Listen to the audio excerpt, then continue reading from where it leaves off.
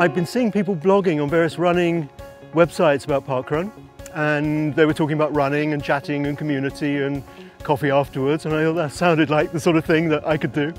So I got in touch with parkrun. There wasn't one in Bristol at that time.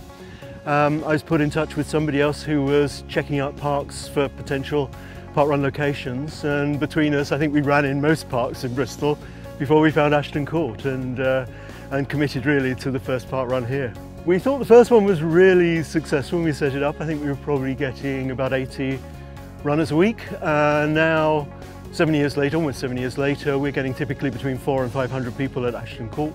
We started one last week at Eastville Park. It's really the first inner city parkrun in Bristol. We were completely taken by surprise by the numbers. We had 679 runners turn up to that for the first event.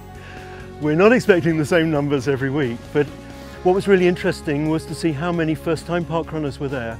And I think what it says to me is there's a huge latent demand still for parkruns and events of this kind. I've got more and more involved. 3 years ago, I think, I became a parkrun ambassador, and that actually meant supporting new teams as they were starting up events in new locations. And for the last 18 months or so, I've been the lead ambassador for the Southwest, so now I support the ambassador network as they support events. So what I really love is working with new teams, seeing new events start. I never get fed up going to inaugural parkruns. It's just a wonderful moment.